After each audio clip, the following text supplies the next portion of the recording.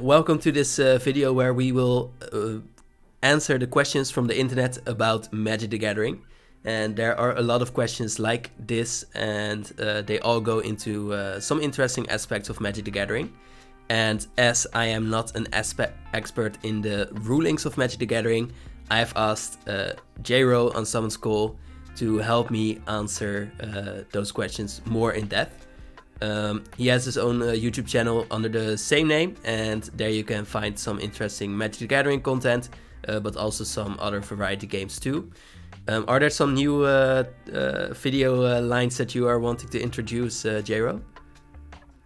Well, the newest type of videos that I've been doing have been converting my Quote of Arms podcast from its original spot on Anchor over to YouTube. Okay. With the help of an editor. Nice. And we're putting the card images on screen and some other things. So that's also in a way designed to help people who are beginning to learn how to build a deck. Good. Because some of the first decks that people build are tribal decks. Yeah. And so this is looking at how to build a tribal deck from the beginning, like from the basic elements of it to strategy, and then eventually to something that they can personally connect with. Cool. Awesome. Yeah, I think that's a good topic because it's, well, for me at least, one of the first types of decks that I really found fun, like tribal decks, and it's easy to build too. So I think that's a good starting point. Yeah, so we have a lot of questions today, so I would suggest that we would just start with the first one, which is, are Magic the Gathering cards worth money? And first of all, I would like to say, to introduce, that yes, they can be worth money, from $150,000 to just 10 cents. So yes, they are worth money, but maybe you would want to go into, well, what sort of cards are worth money? Maybe that's a better question. So in general, cards are worth money because people put value in them. Yeah. And the reason why Magic has been able to continue as a game when others haven't is because of Wizards of the Coast has honored what they said at the beginning, which was not to reprint certain cards. Because that was kind of a worry that people had when they were investing in a game. They were concerned that the cards would just get reprinted and reprinted and reprinted until the value was gone. Yeah. And for some cards that's happened where they came out were worth like $20 and then now they're worth maybe $1. Yeah, true, because they were printed so many times, or they were printed many times, or the power, the relative power levels change through what's called power creep. Yeah, where cards get better and better over time. True. So different things like that can affect how much a card is worth. But also, so on the flip side, there are cards that can gain value over time based on when things come out. Like Fireball is a card that's been reprinted many, many times, but when a new commander called Hinata was printed that reduces the cost for each target, that brought new life into an otherwise stale card. Yeah, exactly. So, yeah, maybe that ties into the second question too a little bit. Like, would you say that Magic the Gathering cards are a good investment? It's a difficult investment. You really have to know a lot about card markets. Yeah. There are plenty of people out there who have published awesome content about things like that. True. I can tell you that one of my former teachers, who's actually a really good friend of mine, retired recently and has gone into Magic Finance. Okay, cool. But in general, it's not something to do on a whim. No. Sometimes you can get really lucky. Like, when Magic Origins was rotating out, I recognized that Commander was becoming a format, and I got a couple play sets of Sword of the Animist. Yeah. And they were like maybe 25 cents. Whoa, nice. Yeah.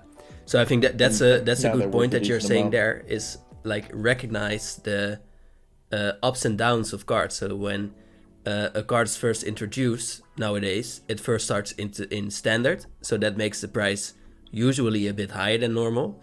But then after standard, right after standard, there are still a lot of copies going around, and they are probably being sold, so they are cheaper.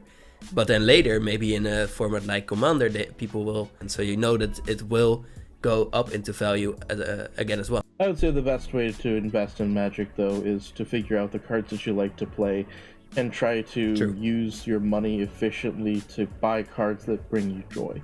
I agree. So one thing that is a big aspect of investing in Magic cards is that you have to sell them too. So, and that can be a hassle too. I mean, you have to find the right buyer who will want the cards that for the price that you had imagined before. So I would say, personally, from my experience, try to sell them first to know how quick your cards will sell, so that you have an idea of what it will take to really get the money back. Because you might have the value in hand, but Yeah.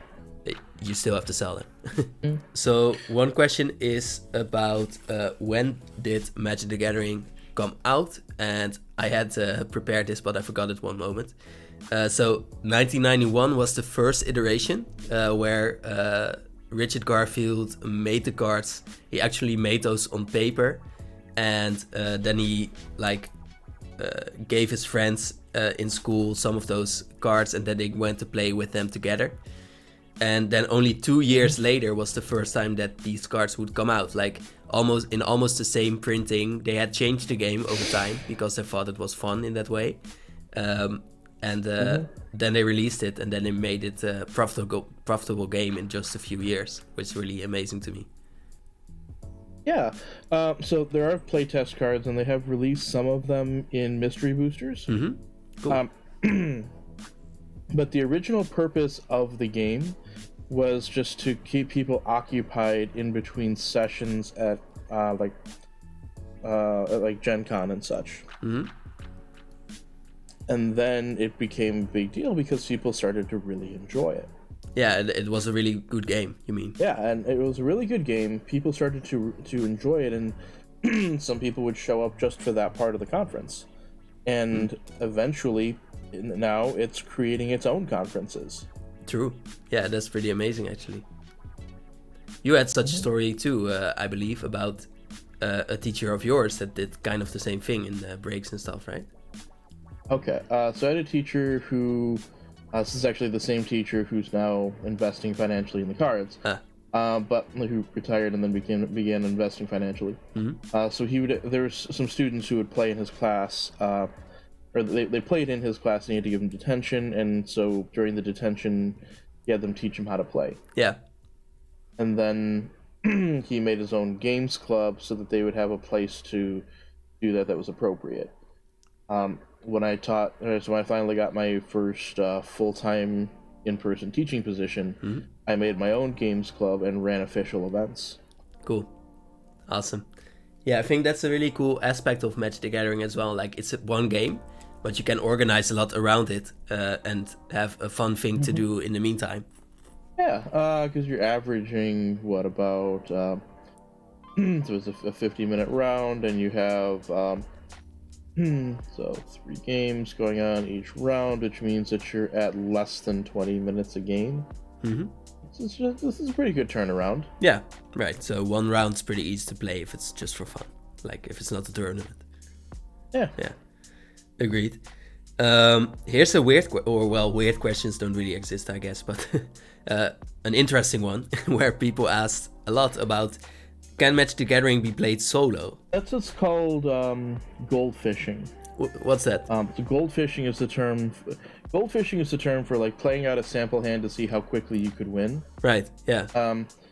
Against either a dummy hand from another deck, or just against nothing, and seeing, okay, this is a 1v1 game. I want to see how quickly I can get you from 20 life to nothing. Yeah. Exactly. Okay, cool. So that's more like a playtesting thing then. But it could be fun. Yeah. Yeah. So that's one option. There's also Horde Magic, Horde. Yeah.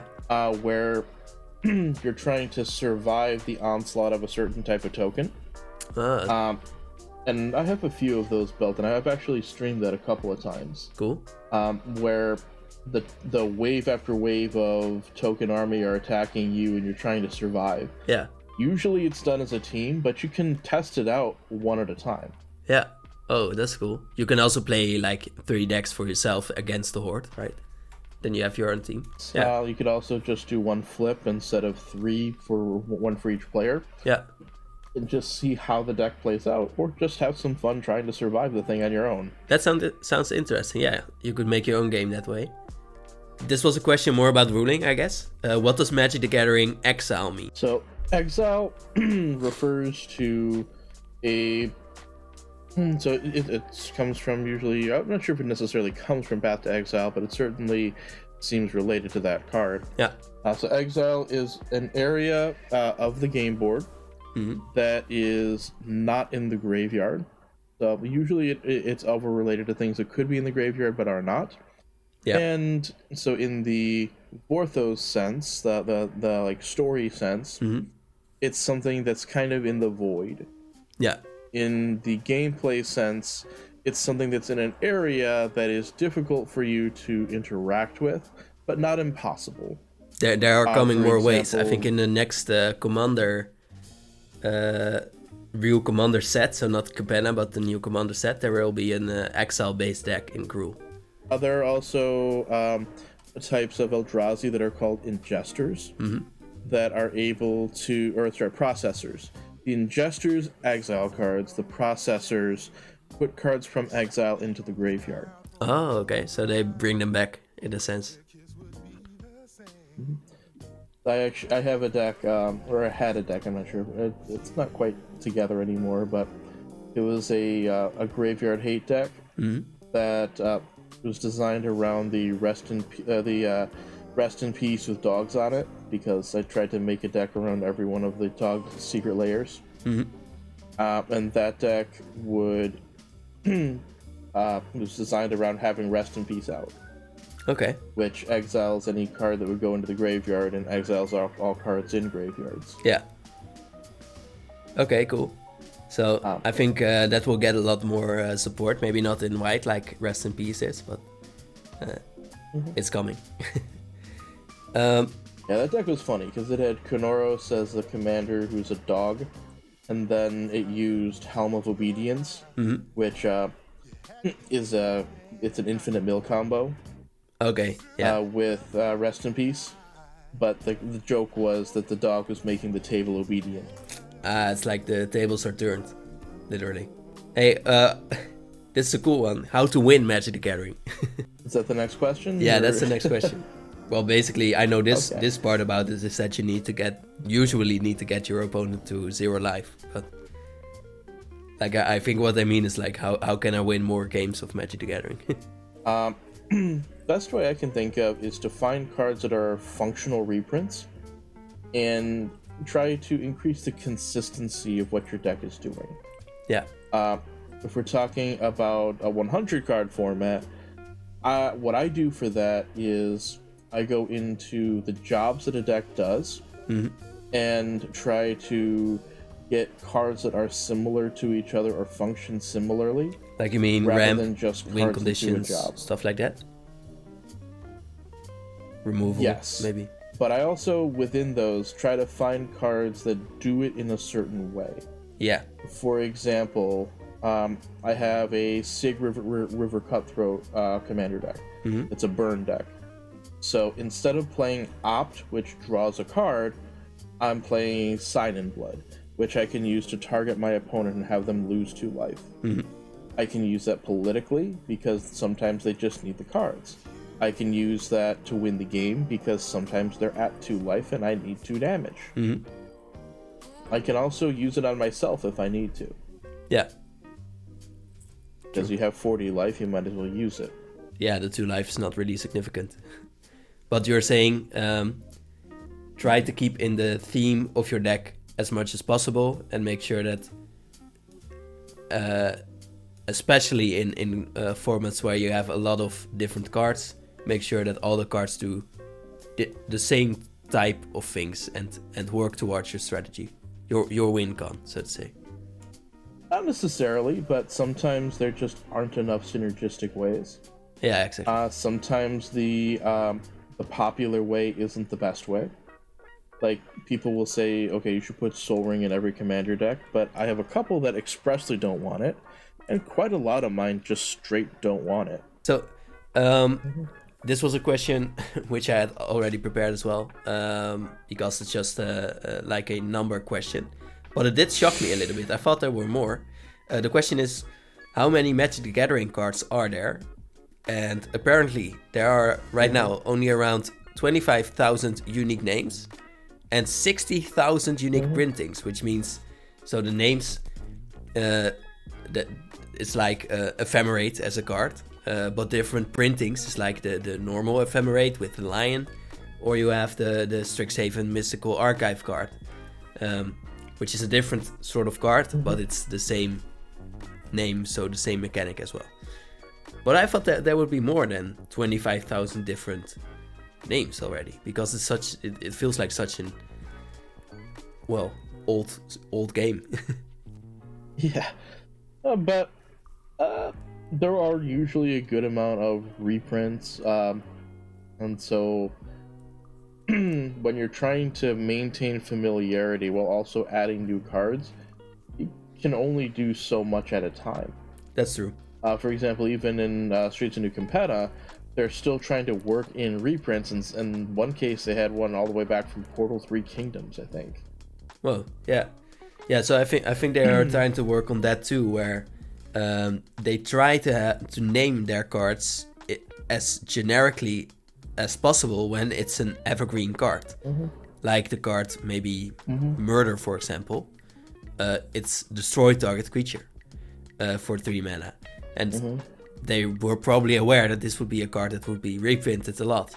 So they made it a generic card that would work on every, like you said, plane on every different world of Magic the Gathering. But then there are special cards, like maybe the Planeswalkers that you talked about, that will only have one printing, probably. So they have their own unique name. Yeah, so I think that's an interesting aspect of design too, where you see something can be very generic, and if you see a generic name, that will be probably be a card that will be reprinted more, and if it's a very specific name, it probably will be a one-time thing, I think.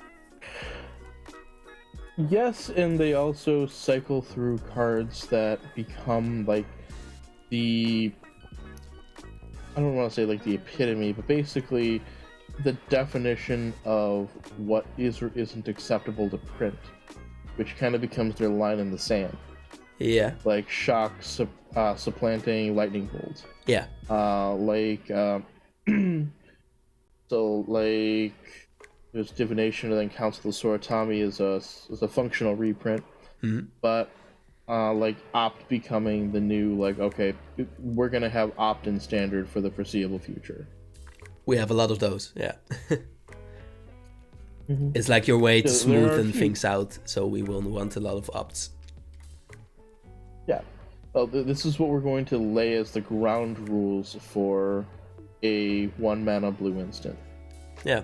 So that also helps when they have something like a core set. Because the core sets were sets of originally entirely reprints, but later on they became either reprints or relatively generic cards. Yeah, not too powerful either. But yeah, the core sets were never all that strong, although probably the strongest core set and one of the ones that is the most controversial is 8th edition. Okay.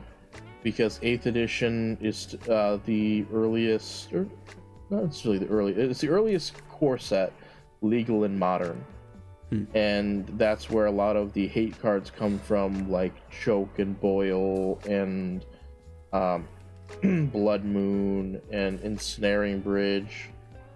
Yeah. A lot of the more oppressive cards in modern come from 8th edition, and so there's some talk about, should we get rid of 8th edition in modern? That would also take out Tron. Yeah. Well, that's a big part of modern, I know that. It would fundamentally change modern because it was such a powerful core set. Yeah, so that's why it's remembered that much. Right. So, I can sort of guess this about you, but that's because you have one card that is in your name, which is Unsummoned. But I think your Magic the Gathering color would be blue, is that correct? Yeah, my favorite color in Magic is blue. However, I dislike the way that a lot of people view it. The philosophy of blue. I know a lot of people. Or I think of blue as the color of tempo and trickery and combos. I know a lot of people think about blue as the color of saying no. Of counterspell. But I actually, because it has counterspell. Yeah. I think of white as the color of saying no, because it has high toughness to say no to combat. It has first strike and double strike to say no to combat. It has silence effects to say no to instants and sorceries. It has the Hate Bears and Stacks cards to say no to anything else. Yeah. So white says no before you even ask a question. Blue at least allows you to ask and then decides whether it wants to or not. And then it says no. It can say no, but I prefer counterspells being used to protect things rather than being used to destroy things or prevent things. Okay. I can hear that you are a blue mage at heart. Yeah. But okay, well, what color would you guess for me then? Like blue with red and blue with green. Sorry? What would I guess for you? Well, I don't know you as well. I'm sorry. No problem. But I was gonna pick just one, no combinations, right? Yeah, you can do combinations too if that's easier.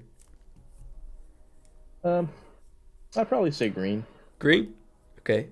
Pretty solid. Green's a color that a lot of people like coming into the game, and it's also a color of a lot of excitement and fun. Yeah. When it comes to just doing crazy things and big smash face stuff. I could be wrong about that. Please forgive me if I am, but no, I've never smashed the face really, but I think it's true in what I like about the game and how excited I am about everything, basically. So that's true. Mm-hmm. But I think it's an interesting. What do you see for yourself? I would say either red or green, so I think that's pretty solid. Yeah. Okay. Yeah. There we go. But the parts about excitement are the same reasons why I would go into red as well. So, but so that's true. I think that's a good assessment, anyways. And but I think it's an interesting question too about how can you learn about what Magic the Gathering color you are. We have talked now about 2 monocolors. There are other colors too, but you could be a combination of colors too. And usually, I personally say if you want to learn more about colors, I would say check out the YouTube channel Dice Try. He has a channel that is all the way about this. And there are a lot of tests as well about these. I don't know, do you have some color content too? Or? I do not, but what I would do when I was teaching players how to play is I would make little jumpstart decks. Jumpstart is a Magic product where you had like a half a deck and you would just put 2 halves of decks together. Yeah. I would leave them separate though and have the players play with a 20 card deck that showed off like generic commons and basically 8 lands, 8 creatures, 4 non-creatures. Yeah. That show off what the color does best. And I would have the students play against each other, and they had to record a win with each color before I would let them draft. Okay, all right. They would have a 20 card deck, which means that they have to win before they mill. Yeah. And they'd have to figure out how the color can win. They would also only have 10 life, basically half games. Yeah. So the goal was if we had like 3 hours, a 3-hour games club meeting, that they would be able to get through a lot of games, because you can get through a game like that in about 15-20 minutes. Right. I can see now where your philosophy of blue as more of a slippery yes color comes from, because in shorter games blue has to be more of a tempo color too. Yeah. Well, it can prolong the game for a while. Like, mnemonic wall is in there, so I could do something like, okay, green has a big creature, but it doesn't have trample, so I'm going to block, bounce my mnemonic wall, recast the mnemonic wall, bring back the Unsummoned. Okay, well, I as a green mage would make sure that there's trample on my creature, but sure. Yeah, well, trample isn't always printed at common. True. Sometimes it's just it's either large stats or trample, or sometimes it has both. Yeah, yeah. Nowadays it does more often too. But I think we've answered that question mostly because there's so much to learn about that, and there's a whole philosophy about it. I think this is a big philosophy question too, is why play Magic the Gathering? And I think it's mostly asked as a question like, why would I play Magic the Gathering? But maybe it's good to start why you play Magic the Gathering, J-Ro. Sure. For me, it's mostly a social thing. So during pandemic times anyways, it's difficult for me to communicate with a lot of people. Yeah. And so Magic is a way for me to communicate.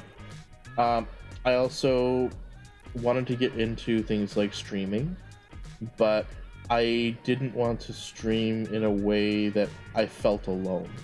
Yeah. So I stream Commander and Oathbreaker because that way there's always a table of people. True. I don't have to feel alone. I don't have to entertain alone. I get to feel like there are other people there with me, and I'm a part of something, rather than I'm just sitting in front of a camera talking at possibly no one. True. Yeah. Yeah.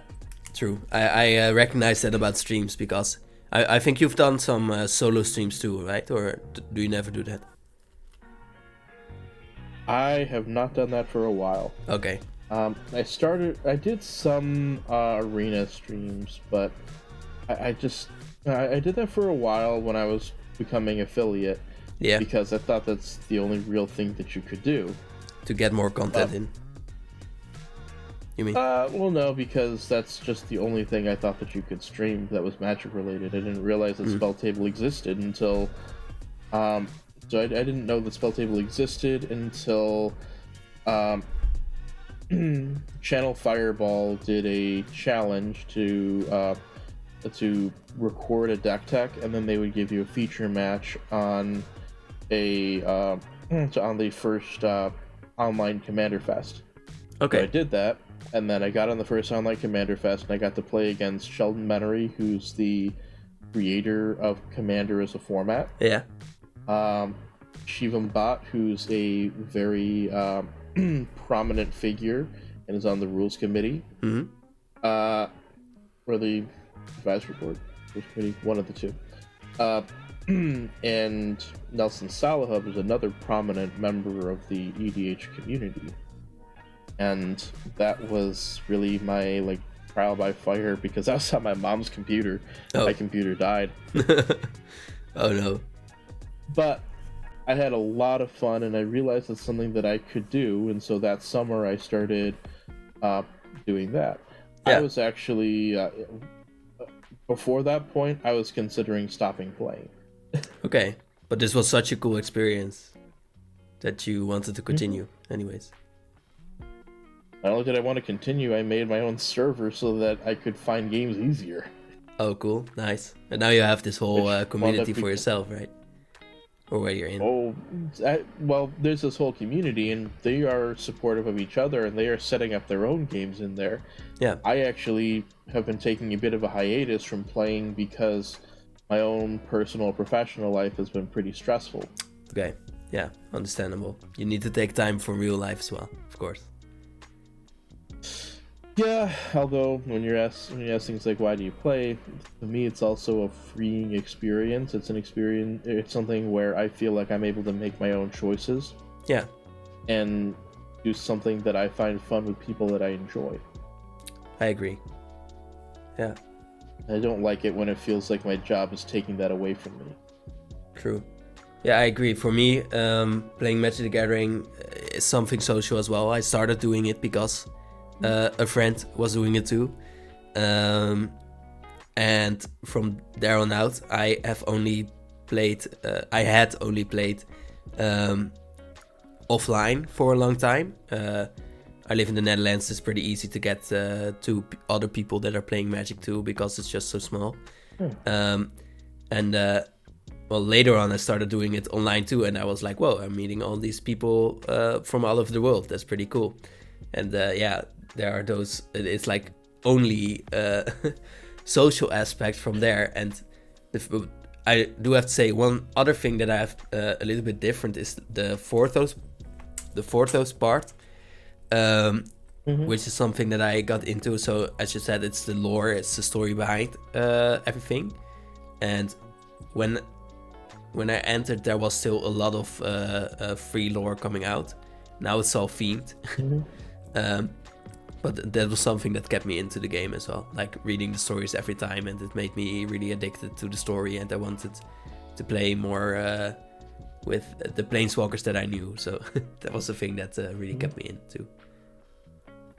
Awesome. And you said you're from the Netherlands. I know that pro Magic in the Benelux countries had a bit of a peak for a little while, especially with Marin Lebel from Belgium. Yeah. Oh, cool. So you went here, or?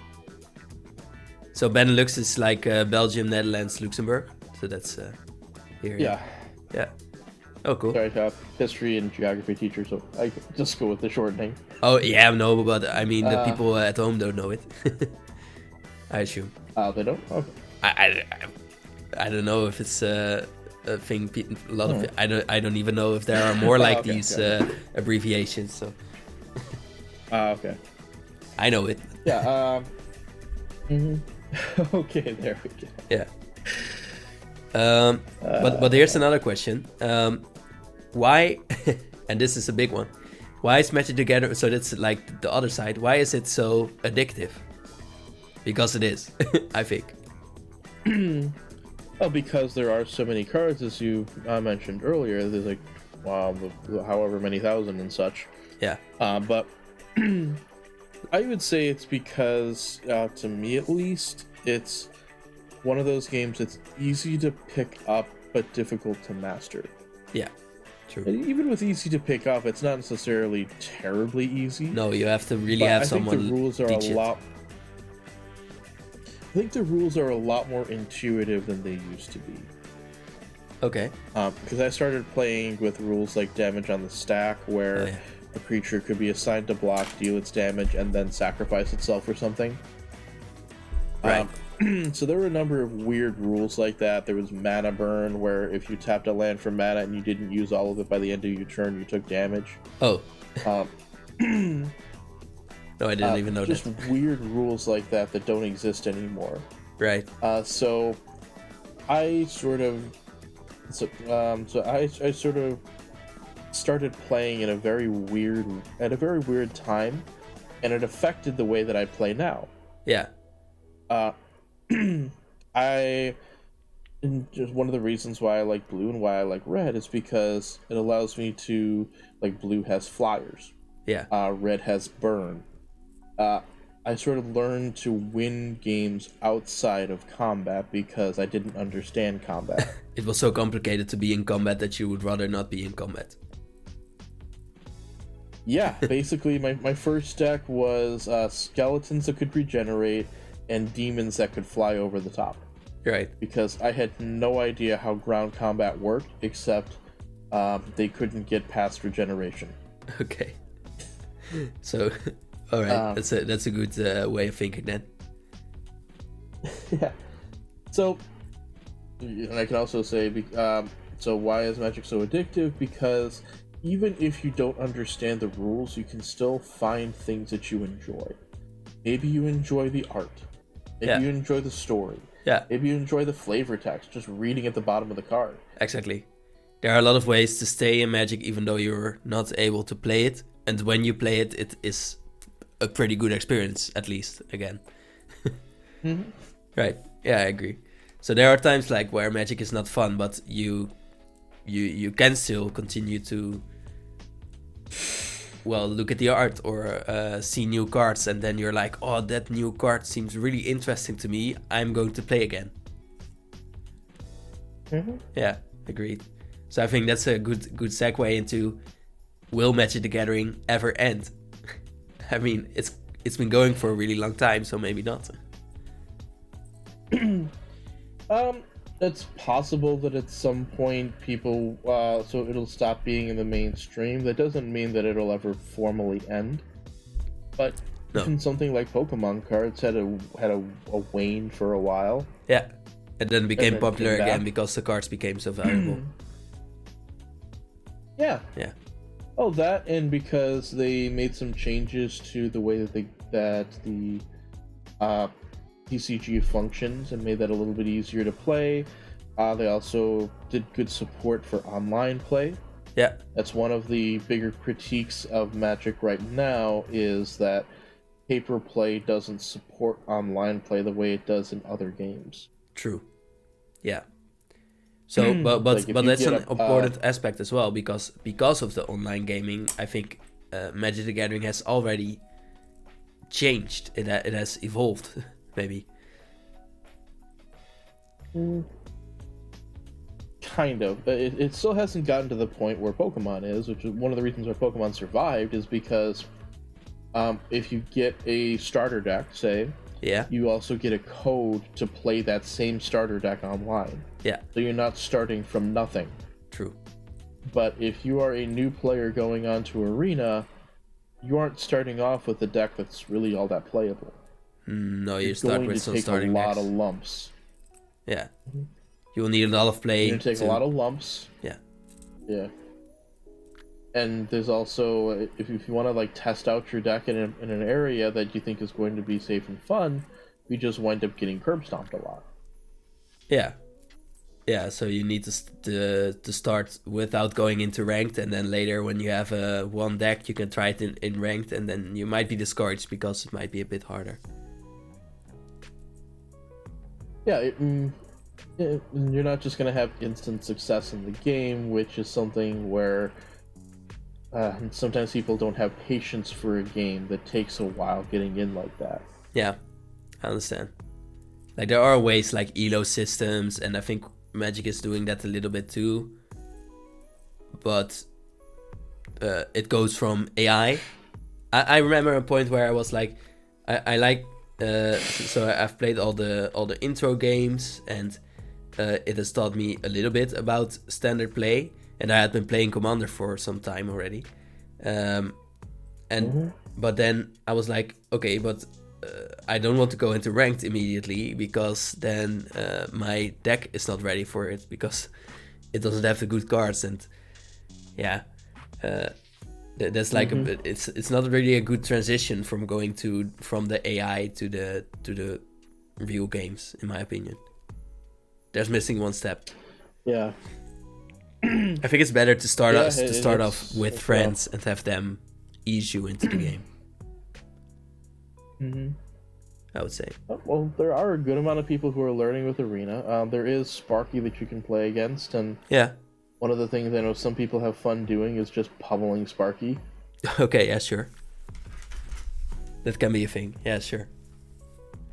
But unfortunately, you don't get any real benefit from beating Sparky. You don't get new cards or something, right? Or do you? Right.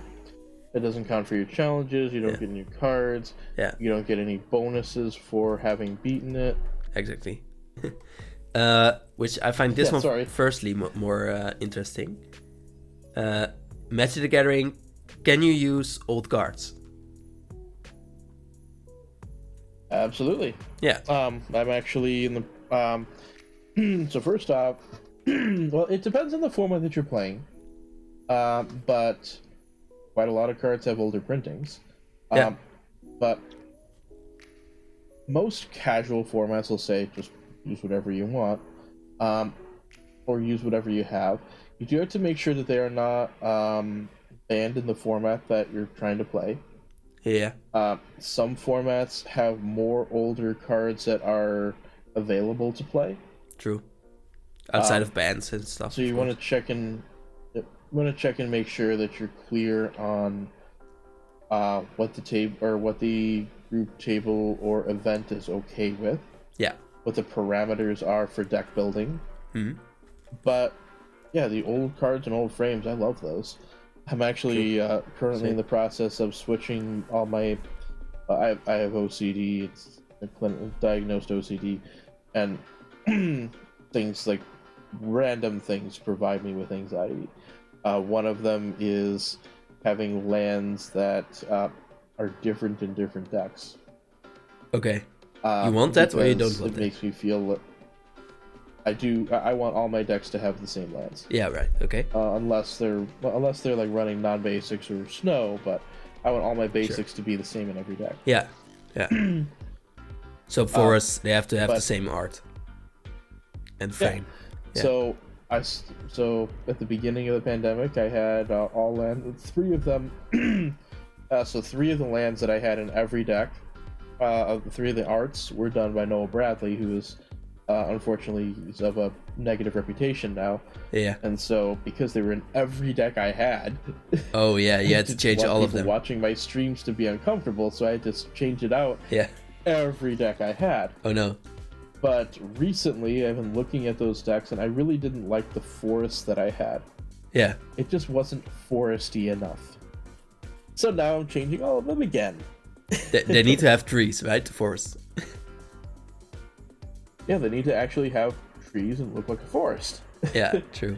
So, yeah, instead of like, I was using, I think, original Zendikar forest that kind of look spindly and look more like netting than like actual trees.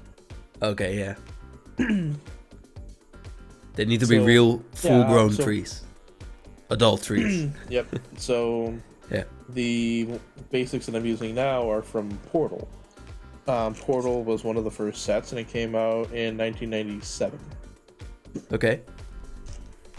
Portal Force, I'll look it up.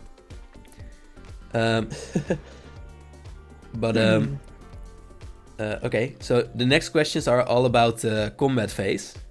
As I look the Portal Force up. Yeah. Let's see. Oh, okay, yeah, I see. The John Avon one with the single tree in front. Yeah, right. Okay, yeah, I see.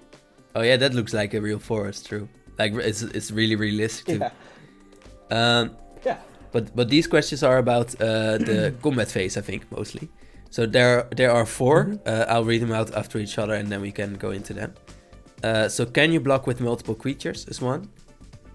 Can flying creatures block ground creatures? Or can they block ground, is what they said. But can you block with a tapped creature? And then one interesting one, can you attack creatures? So therefore, let's start with the first one. Can you block with multiple creatures? So, yes, you can block with multiple creatures. It's called like combo blocking, gang block, and something like that. Yeah. When that happens, so the attacking player decides how they want to deal damage. So damage needs to be dealt to.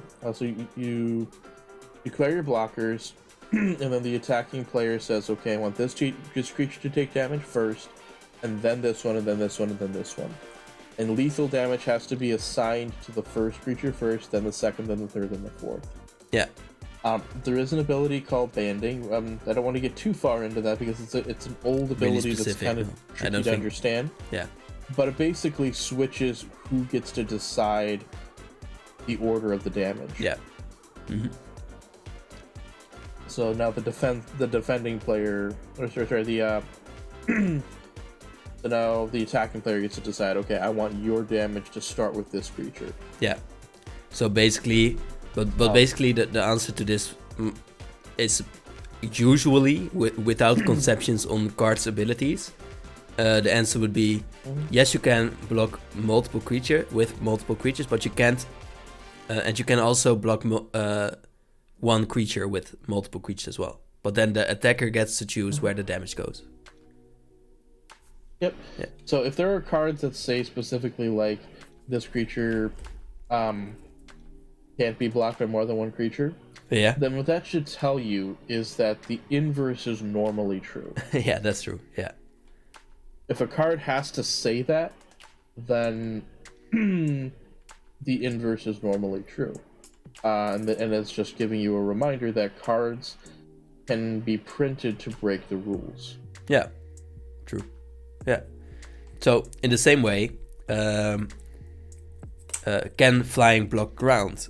Well, it's not really in the same way, I guess, but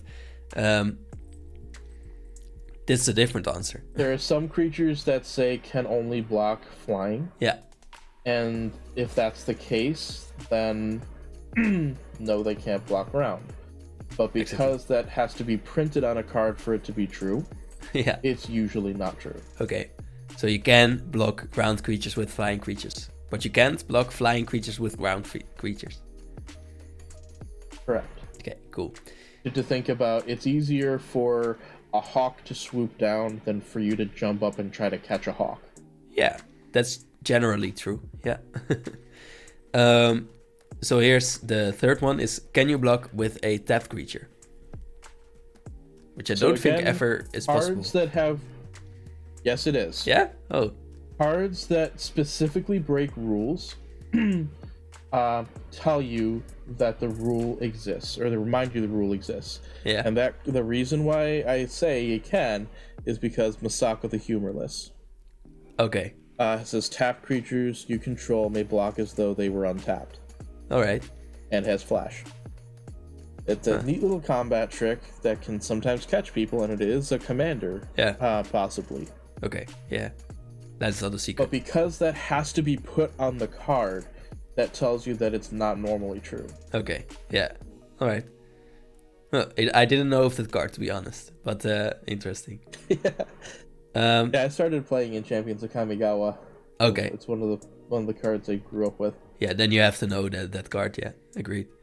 But this one I think comes from Yu-Gi-Oh! I think, or maybe Hearthstone or something. But can you attack creatures? Mm-hmm. So can you specifically say I want to attack your creature?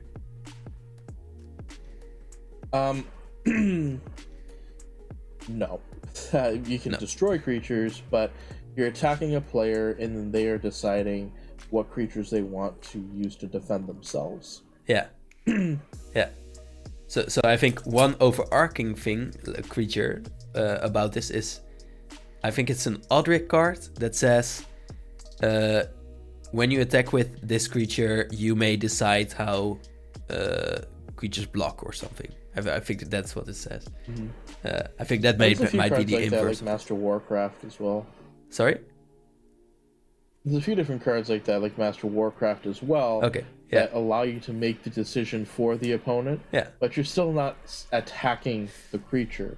You're attacking the player and deciding how the creature assigns itself. Yeah.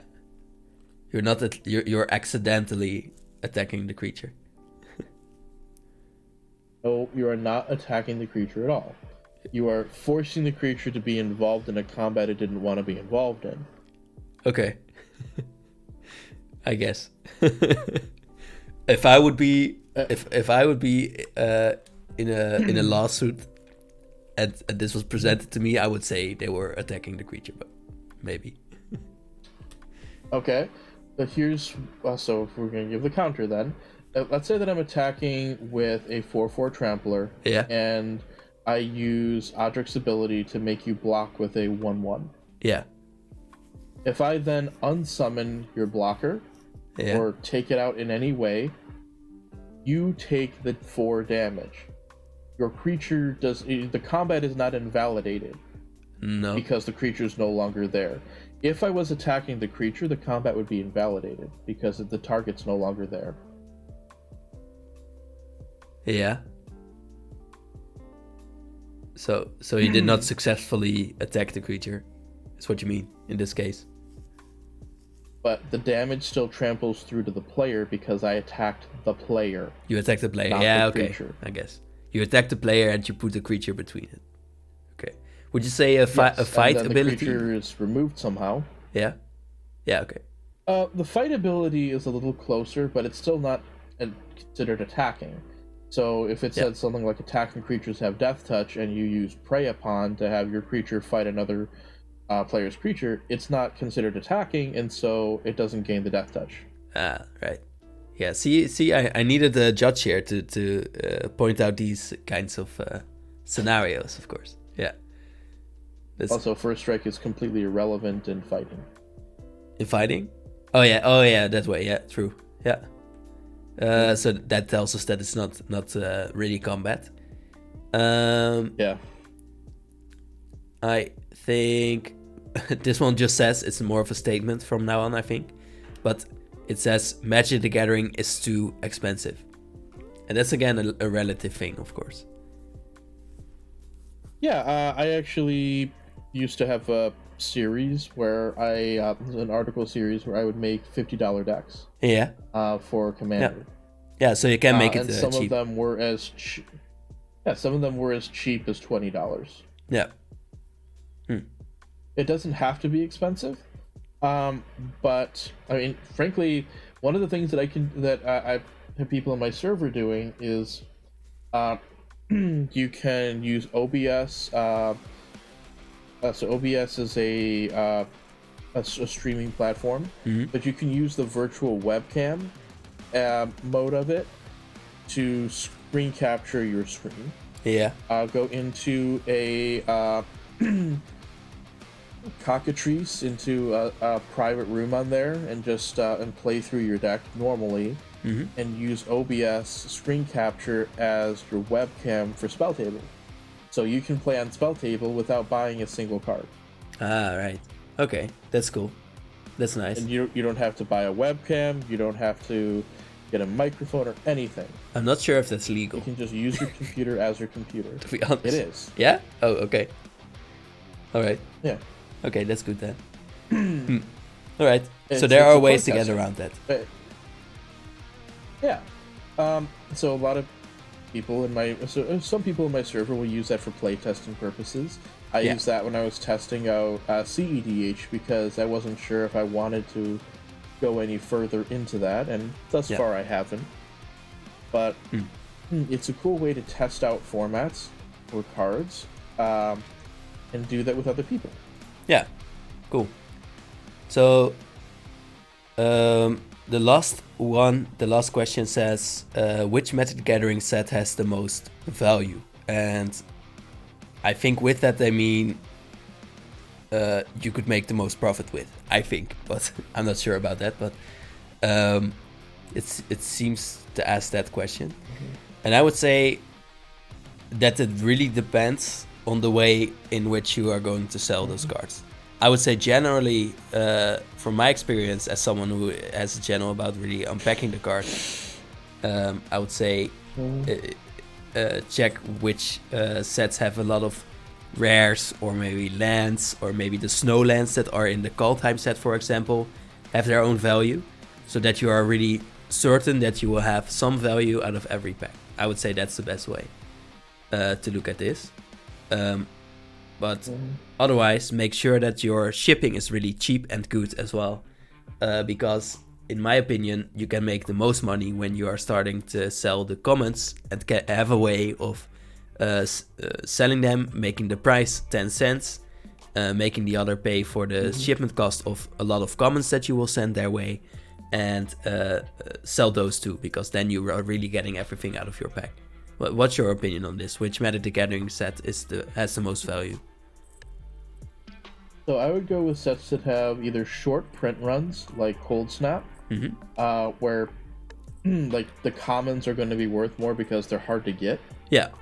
Not necessarily because they're all that great, but because they're hard to get because the print run of it was short. The last set in the 3-set one, or in the old 3-set paradigm, like Future Sight or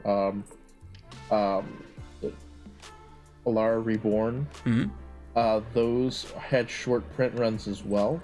Yeah. They weren't opened a lot because even in drafting, it would be something like 1/1/1, and so it was the only set in the block that wasn't opened by itself. So because less sealed product was opened of it, and because because less sealed product was opened of it, because it wasn't printed as often, those cards aren't really in circulation as much. Yeah. So you have a good chance to make a good amount of money because the average common's going to be worth a decent amount. Yeah. exactly. So make sure that it is a set that has more of the commons, maybe uncommons or rares even, or lands that are more valuable, right? So that is more consistently valuable. Yeah, rather than trying to rely on mythics or rares for the value, because those are hit and miss. Exactly. I would also look to sets that have masterpieces or full art lands. So like aiming. If I were looking to try to get value, I would probably look to maybe aiming cat, because that has full art lands that people like. Yeah. It also has you're guaranteed, I believe, $1 a pack that way. Mm-hmm. And then you also have the masterpieces and invocations. Yeah. So that's a really high roll. Gain some value. Yeah. Mm-hmm. So only one in maybe 500 packs will have that. Well, then you get 2 boxes, and that's over 700 cards. So yeah, but then it's still chance, of course. It is, of course, still chance, but the value of that would be worth more than any particular thing that you could pull. For example, let's say that you're trying to get value out of World Wake. Well, most of the cards in World Wake aren't that great. No. World Wake was, I believe, a bigger set, so it was opened a decent amount. Mm-hmm. So the commons and uncommons are out there and are not necessarily in short supply. It does have full art lands, but basically the only value card that you're looking for is Jason Mind Sculptor. Yeah. Or that's really hard to get. Stoneforge Mystic. Then. Yeah. And Stoneforge, because it's now in Modern, is worth less. Because it's been reprinted a few times. Yeah. And yeah.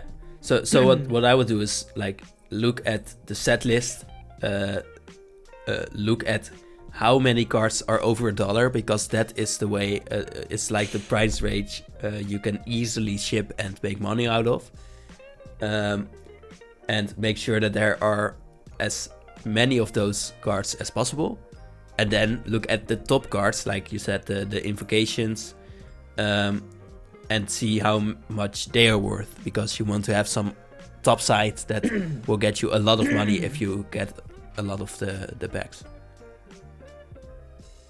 Right? Yeah. Yeah, okay. All right. Well, so that was the last question. I don't know if you have something else you want to say, or maybe I didn't give you enough time on some other questions, or maybe you have some cool things that are coming up that you still want to share. Well, I am continuing to I have suspended some of my content until May. Okay. The content that I'm still putting out is it's a bi-weekly column for EDH Rec, which is these cards do work. Yeah. I'm also putting out my podcast, Quote of Arms, which is about people's favorite archetypes and tribes. In fact, the episode coming out tomorrow is going to be with Sheldon Menery, who was the guy who created Commander as a format. Right, so the 18th of April. Mm-hmm. Okay. Yep, yeah.